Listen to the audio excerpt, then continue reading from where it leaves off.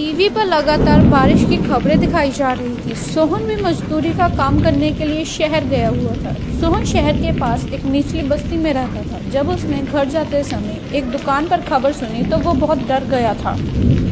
आज की बड़ी खबर कि कई निचले इलाकों के घरों में पानी घुस गया है और बताया ये आ रहा है कि पानी में घर डूब चुके हैं और लोग घर से बेघर हो चुके हैं।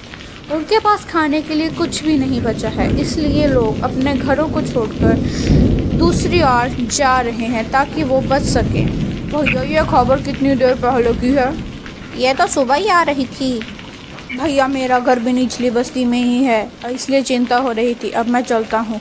राम राम। पता नहीं घर का क्या हाल होगा। मैं सोचता था कि मैं अपने घर की छत को ठीक करवा लूँ, लेकिन कोई मजदूरी ही नहीं देता है इन बारिश के दिनों में। अब मैं क्या करूँ भैया, मैं तो बर्बाद हो जाऊँगा। सोहन घर जाता हुआ अपने आप से बातें कर रहा था। बारिश के कारण शहर की सड़कों पर भी पानी आ गया था। सोहन के पास 100-200 रुपए थे, जिनका वो खाने पीने का सामान घर लेकर जा रहा था।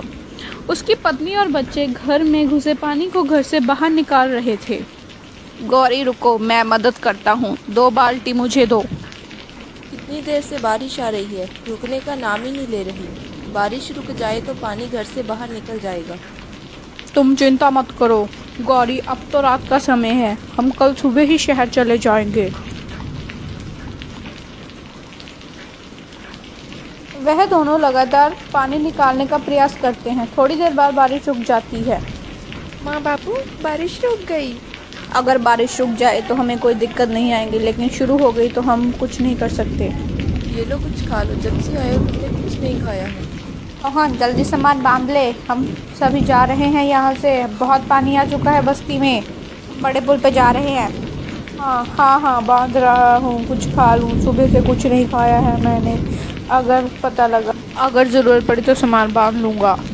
गौरी जल्दी ही सारा सामान बांध लेती है और सोहन की भी आँख लग जाती है क्योंकि वो बहुत ज़्यादा थका हुआ था। उसके साथ ही बच्चे सो जाते हैं।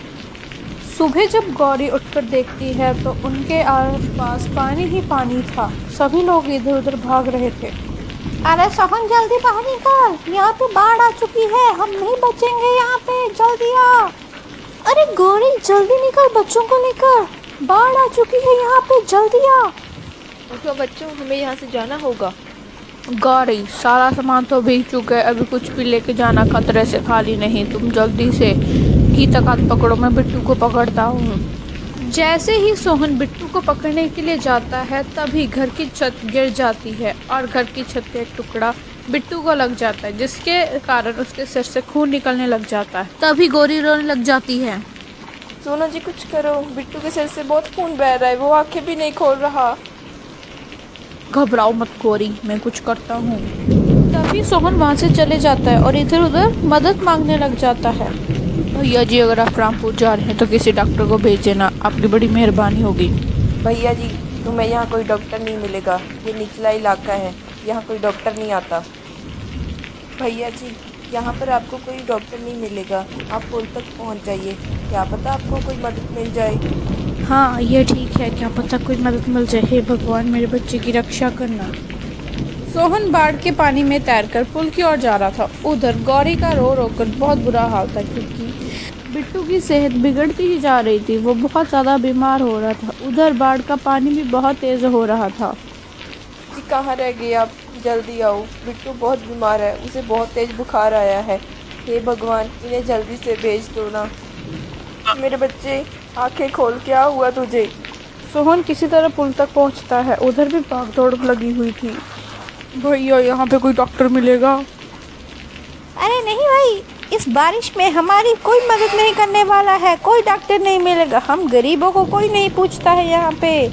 तुम्हें भी यहाँ कोई नहीं मिलेगा, कहीं भी कोई डॉक्टर नहीं दिख रहा है। भगवान मेरी मदद करो, रक्षा करो, अब तुम ही हो। तभी एक डॉक्टर वहाँ मोहन को रोते हुए देख रहा था। आशा तुम बच्चों को लेकर कहीं दूर चले जाओ, मैं उस पिता के साथ जा रहा हूँ क्योंकि उसका बच्चा बहुत बीमार है। लेकिन आपकी जान को भी तो खतरा है ना, आप मत जाइए ना प्लीज़। आशा मुझे उसके साथ जाना होगा, उसके बच्चे की ज़िंदगी का सवाल है। तुम बच्चों